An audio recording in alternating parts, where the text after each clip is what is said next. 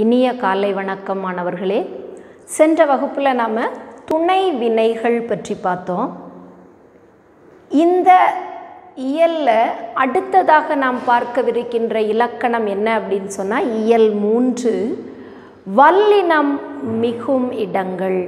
இது ஏற்கனவே நாம் 8ஆம் வகுப்பில் மேலோட்டமாக கற்றிருக்கின்றோம். இப்போ நாம் இன்னும் ஆழமாக இந்த வல்லினம் மிகும் இடங்களை பற்றி நாம் கற்கவிருக்கின்றோம். முதல்ல நாம் தெரிஞ்சிக்க வேண்டிய விஷயம் என்ன அப்படின்னு சொன்னால், வல்லினம் என்றால் என்ன? வல்லினம் என்றால் என்ன? மெய்யெழுத்துக்கள் மொத்தம் 18 மெய்யெழுத்துக்களையும் நாம் வல்லினம், மெல்லினம், இடையினம் என்று அவற்றின் ஒலிக்கு ஏற்றாற் போன்று பாகுபடுத்தி இருக்கின்றோம். அவ்வாறு வல்லோசையை, மிகுதியான கடினமான ஓசையை கொண்டிருக்கின்ற காரணத்தினால் 6 மெய்யெழுத்துக்கள் வல்லினம் என்று அழைக்கப்படுகின்றன. அவை கசட, தபர, இக்கிச், இட், இத், இப், இர் என்பன வல்லின மெய்யெழுத்துக்கள் அப்படின்னு சொல்லிட்டு பார்த்துருக்கோம். இந்த வல்லினம் மிகும் அப்படின்னு சொன்னால், இந்த 6 வல்லின மெய்யெழுத்துக்களுள் இர், இட் தவிர இக், இச், இத், இப்பு என்ற 4 மெய்யெழுத்துக்களும் மிகுந்து புணர்வதை நாம் என்னன்னு சொல்கிறோம் அப்படின்னு சொன்னால், வல்லினம் மிகுதல் அப்படின்னு சொல்கிறோம். ஓகே, இந்த வல்லினம் மிகுதல் அப்படின்னா என்ன? நாம் எழுதுகின்ற சொற்களுள் அதிகமான பிழை ஏற்படக்கூடியது எங்கே அப்படின்னு சொல்லிட்டு சொன்னால், வல்லொற்று இந்த இடத்தில் மிகுமா மிகாதா என்ற சந்தேகம் எழுகின்ற பொழுது தவறுகள் ஏற்படும். இதை நாம் என்னன்னு சொல்லுவோம் அப்படின்னு சொல்லிட்டு சொன்னால், சந்திப்பிழை என்று கூறுவோம்.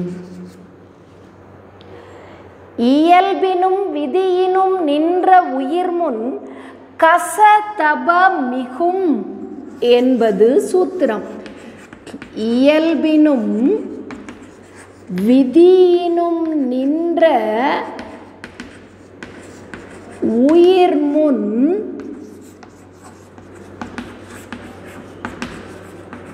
கச தப மிகும் என்பது சூத்திரம். இயல்பாகவோ அல்லது விதிப்படியோ வரக்கூடிய உயிரெழுத்துக்கள் அல்லது உயிர்மை எழுத்துக்களின் முன், உயிரெழுத்துக்கள் வருகின்ற பொழுது அவற்றின் முன் கச தப என்ற இந்த வல்லின எழுத்துக்கள் மிகுந்து புணரும் என்பது விதி. அந்த விதிப்படி எவ்வாறு கச தப என்ற எழுத்துக்களானது மிகுந்து புணர்கின்றது, இதை எங்கே எழுதும்போது பிழை, எங்கே எழுதும்போது பிழை இல்லை அப்படின்றதை இப்போ ஒரு எடுத்துக்காட்டோட நான் உங்களுக்கு சொல்கிறேன். கடைப்பிடி, கடைப்பிடி. கண்ணன் வேலை கொடுத்தான்.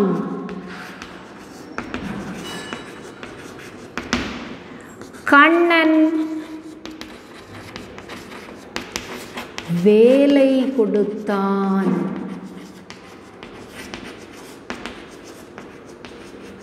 இந்த சொற்றொடர்களில் நாம் கவனித்தோம் அப்படின்னு சொல்லிட்டு சொன்னால், கடைப்பிடி, கடைப்பிடி என்ற இந்த இரண்டிற்கும் நடுவில் ஒரு சொல்லில் இப்பென்ற வல்லின மெய்யெழுத்தானது மிகுந்திருக்கின்றது, இன்னொரு சொல்லில் வல்லின மெய்யெழுத்து தோன்றவே இல்லை.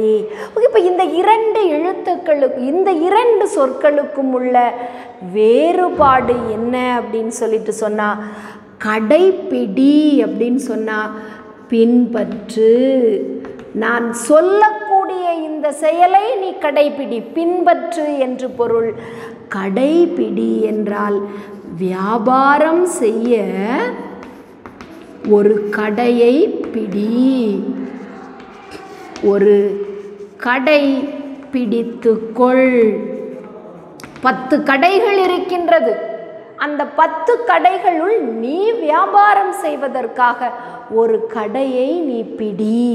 இப்போ ஒரே ஒரு வல்லொற்று மிகுகின்ற பொழுது பொருளானது என்ன செய்கின்றது அப்படின்னு சொல்லிட்டு சொன்னால் வேறுபடுகின்றது. இப்போ நீ அந்த கடையை போய் பிடி அப்படின்னு சொல்லிட்டு சொல்வதற்கு இங்கே இப்பென்ற மெய்யெழுத்தை பயன்படுத்துவாயேயாயின், வல்லொற்றை மிகுத்தி இந்த இடத்தில் எழுதுவாயேயாயின் இங்கே பொருளே மாறுபட்டுவிடும்.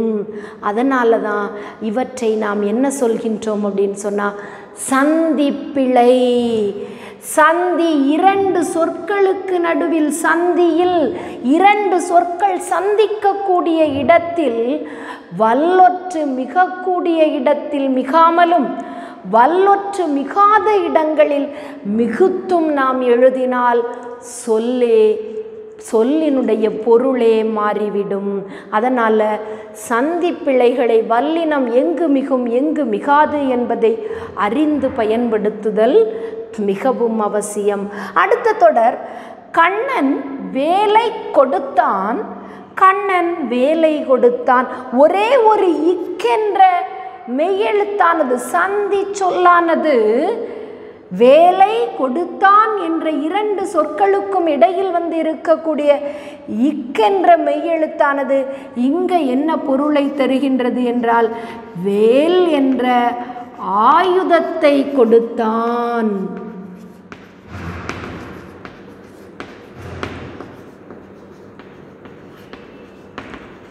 வேல் என்ற ஆயுதத்தை கொடுத்தான் என்று பொருள் தருகின்றது. இங்கு வேலை கொடுத்தான் என்றால் பணி, வேலை என்றால் பணி. அவனுக்கு ஒரு வேலையை கொடுத்தான், பணி கொடுத்தான், ஒரு வேலையை கொடுத்தான். அந்த குழி தோண்டக்கூடிய வேலையை கொடுத்தான், இதை துடைக்கக்கூடிய வேலையை கொடுத்தான் என்று ஒரு மெய்யெழுத்து மிகுந்து வருகின்ற இடத்தில் ஒரு பொருளையும் மிகாமல் வருகின்ற இடத்தில் இன்னொரு பொருளையும் தருவதை நம்மால் இங்கு கவனிக்க முடிகின்றது. இப்போ நம்மளுக்கு புரிஞ்சிருக்கும், இந்த கச தப என்ற மெய்யெழுத்துக்களை நாம் சரியாக பயன்படுத்தவில்லை அப்படின்னு சொன்னால் அந்த சொல்லே, அந்த தொடரே பிழையாக மாறிவிடும் அப்படின்றது. ஓகே, இந்த வல்லெழுத்துக்கள் 2 சொற்கள் சேருகின்ற பொழுது, வல்லெழுத்து மிகுந்தும் மிகாமலும் புணர்கின்ற பொழுது பொருளை வேறுபடுத்துகின்றது. எங்கே வல்லெழுத்துக்கள் மிகும் அப்படின்னு சொன்னால் இங்கே கடை என்பது நிலைமொழி, பிடி என்பது வருமொழி. இப்போ நான் இங்கே உங்களுக்கு தனியாக எழுதி காமிக்கிறத, கடை குட்டல் பிடி. இங்கே கடை என்பது நிலைமொழி,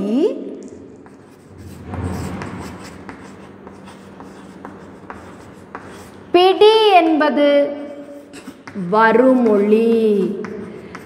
எங்கு மட்டும்தான் வல்லெழுத்து மிகும் அப்படின்னு சொல்லிட்டு சொன்னா, வருமொழியினுடைய முதலெழுத்து, வருமொழியினுடைய முதலெழுத்து கச தப என்பவற்றினுடைய வர்க்க எழுத்துக்களாக வந்தால், வர்க்க எழுத்துக்களாக வருகின்ற பொழுது மட்டும்தான் இங்கே வல்லொற்று மிக வேண்டுமே ஒழிய மற்ற இடங்களில் வல்லொற்று மிகாது. இப்போ மரம் கூட்டல் வளர்த்தான்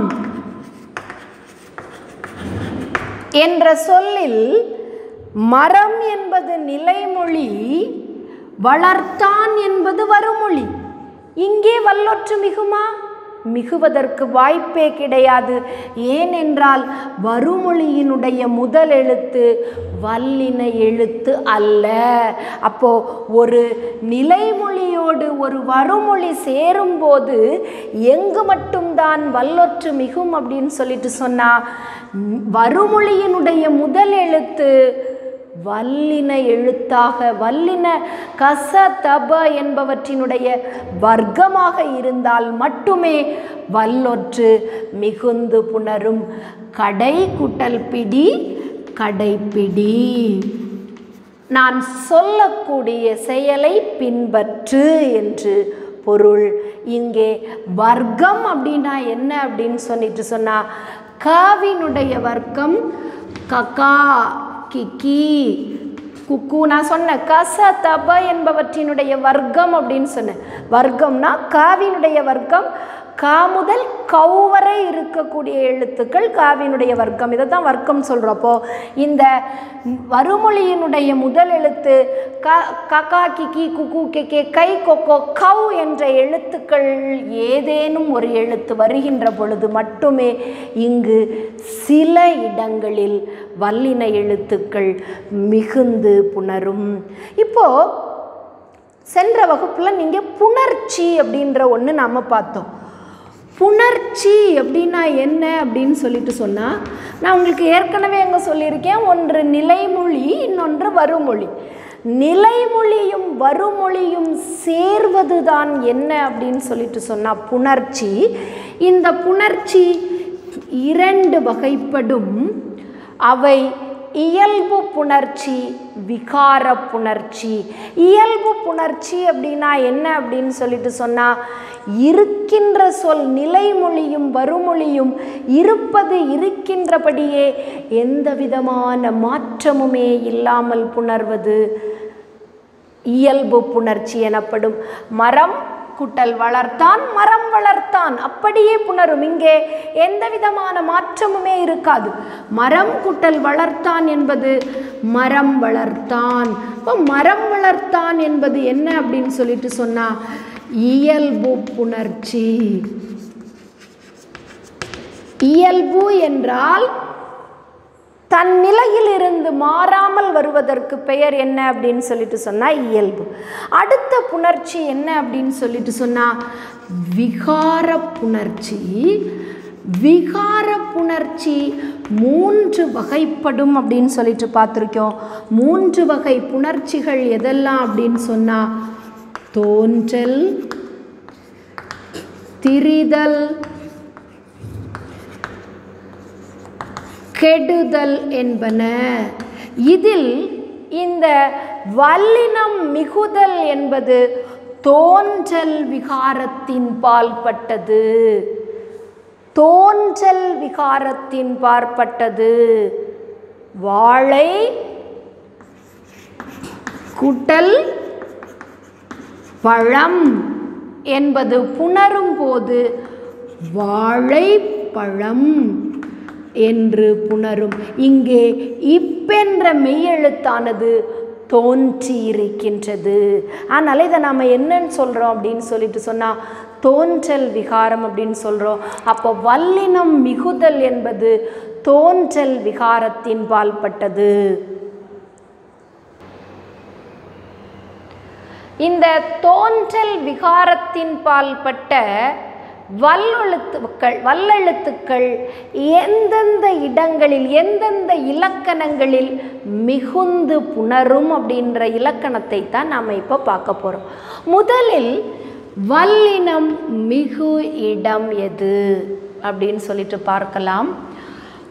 ஆ ஈ என்ற சுட்டெழுத்துக்களின் பின் வல்லினம் மிகும். ஆ ஈ என்ற சுட்டெழுத்துக்களின் பின் வல்லினம் மிகும். சுட்டெழுத்து அப்படின்னா என்னன்னு தெரியும். ஒரு நபரை அல்லது ஒரு பொருளை சுட்டி காட்டுவதற்காக பயன்படுத்தக்கூடிய எழுத்து சுட்டெழுத்து அப்படின்னு சொல்லுவோம். அந்த சுட்டெழுத்துக்கள் ஆ இ உ என்பன. அதில் ஆ ஈ என்ற சுட்டெழுத்துக்களின் பின் வல்லினம் மிகும். ஆ கூட்டல் சட்டை அச்சட்டை. ஆ கூட்டல் பையன் அப்பையன். ஈ கூட்டல் கடை இக்கடை என்பவற்றில் என்ற சுட்டெழுத்துக்களின் பின் வல்லினம் மிகும். இங்கே நம்ம நல்லா கவனிக்கணும், வறுமொழியினுடைய முதல் எழுத்து என்ன எழுத்தாக இருக்கின்றது அப்படின்னு சொன்னால் கச தப என்பவற்றினுடைய வர்க்கமாக இருக்கின்றது. அப்போ வறுமொழியின் முதல் எழுத்து கச தப என்பவற்றின் வர்க்கமாக இருந்தால் மட்டும்தான் வல்லெழுத்து மிகுந்தோ மிகாமலோ புணரும். ஆ ஈ என்ற சுட்டெழுத்துக்களின் பின் வல்லினம் மிகும். ஏ என்ற வினா எழுத்தின் பின் வல்லினம் மிகும். ஏ என்ற வினா எழுத்தின் பின் வல்லினம் மிகும். ஏ கூட்டல் கடை எக்கடை. ஏ கூட்டல் படை எப்படை என்பவற்றில் இக் இப் என்ற மெய்யெழுத்துக்களானது மிகுந்து புணர்ந்திருக்கின்றது. அடுத்து அந்த இந்த என்ற அந்த இந்த என்ற சுட்டு பெயர்களின் பின் வல்லினம் மிகும்.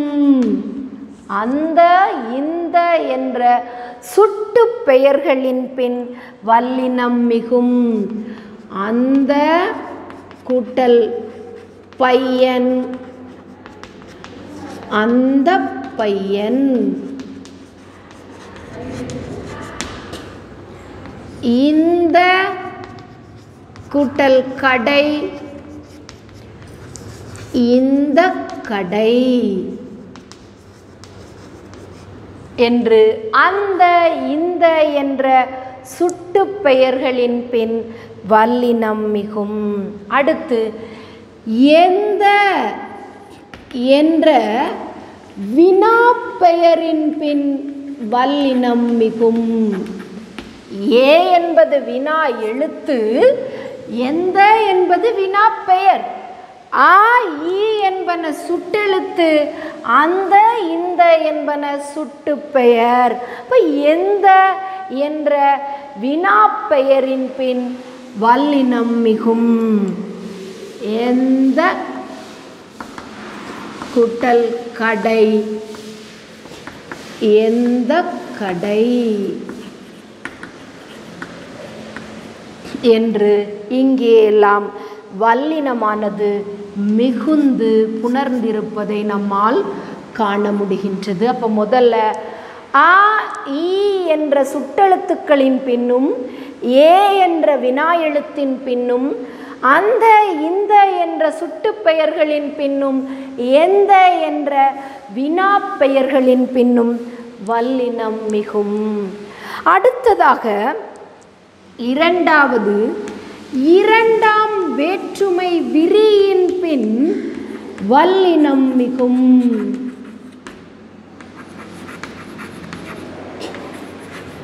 இரண்டாம் வேற்றுமை விரியின் பின் வல்லினம் மிகும். வேற்றுமை அப்படின்னா என்ன அப்படின்னு சொல்லிட்டு தெரியும் உங்களுக்கு. வேற்றுமை அப்படின்னா என்ன அப்படின்னு சொல்லிட்டு 8ஆம் வகுப்பில் நீங்கள் படிச்சிருக்கீங்க. பெயர் சொல்லின் பொருளை வேறுபடுத்துவது வேற்றுமை அப்படின்னு சொல்லிட்டு படிச்சிருக்கோம். இந்த வேற்றுமை உருபுகள், வேற்றுமை மொத்தம் 8 வகைப்படும். வேற்றுமை உருபுகள் மொத்தம் 6. அவை ஐ, ஆல், கு, இன், அது, கண் என்பன. ஐயால் கு, இன்னது கண் என்பன வேற்றுமை உருபுகள் அப்படின்னு சொல்லிட்டு பார்த்தோம். அப்போ ஐ என்பது இரண்டாம் வேற்றுமை உருபு. ஐ என்ற இரண்டாம் வேற்றுமை உருபின் பின் விரியின் பின் வல்லினம் மிகும். வேற்றுமை அப்படின்னு சொன்னால் பெயர் சொல்லின் பொருளை வேறுபடுத்துவது அப்படின்னு சொன்னேன். அப்படின்னா என்னன்னு ஒரு தடவை உங்களுக்கு சொல்லிடுறேன். முருகன்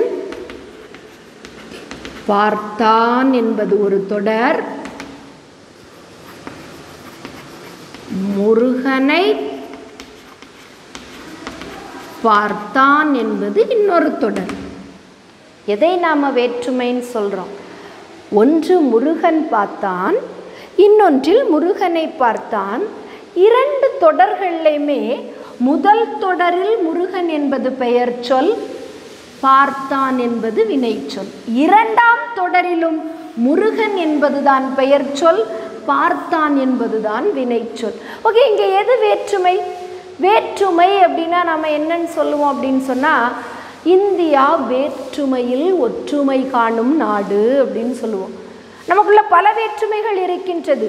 மொழியால், நிறத்தால், இனத்தால், மதத்தால் என்று பல வேற்றுமைகள் நமக்கு இருந்தாலும் நாம் இந்தியர் என்ற ஒரே சொல்லால் நாம் ஒன்றுபடுகின்றோம். அதே மாதிரி இங்கும் ஒரே ஒரு எழுத்தால் தொடரானது வேறுபடுத்தி காட்டப்படுகின்றது. அது என்ன அப்படின்னு சொல்லிட்டு சொன்னால், இங்கே முருகனை என்பதில் ஐ என்ற ஒரு சொல்லானது என்ன செய்கின்றது அப்படின்னு சொன்னால், பொருளையே வேறுபடுத்துகின்றது. என்ன பொருளை வேறுபடுத்தியது அப்படின்னு சொன்னால், முதல் தொடரில் பார்த்தது முருகன், பார்த்தல் என்ற செயலை செய்தவன் முருகன். இரண்டாவது தொடரில் பார்க்கப்பட்டவன் முருகன்.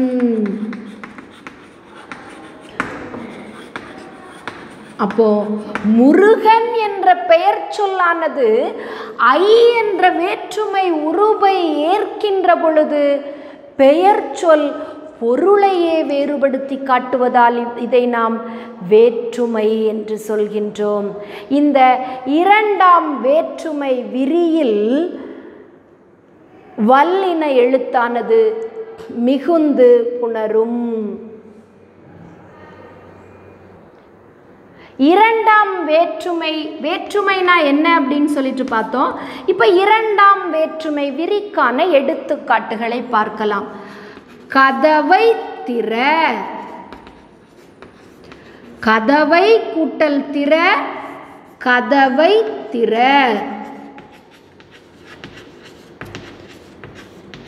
வீட்டை கட்டு, கட்டுரையை படி என்பன இரண்டாம் வேற்றுமை விரி. இங்கே கதவை, வீட்டை, கட்டுரையை என்று ஐ என்ற வேற்றுமை உருவானது வெளிப்பட்டு வந்திருப்பதை நம்மால் காண முடிகின்றது. இவ்வாறு ஐ என்ற இரண்டாம் வேற்றுமை உருபு வெளிப்பட்டு, விரி என்றால் வெளிப்படையாக தெரியும்படியாக வருதல் என்று பொருள். இவ்வாறு வெளிப்படையாக வரும்படியாக வரக்கூடிய இடங்களில் வல்லின மெய்யெழுத்துக்களானது மிகுந்து புணரும். இக், இப் என்ற வல்லின மெய்யெழுத்துக்களானது மிகுந்து புணர்ந்திருக்கின்றது. மீண்டும் இன்னும் நிறைய வல்லொற்று மிகும் இலக்கணங்கள் இருக்கின்றது. அதை நாம் அடுத்த வகுப்பில் காணலாம்.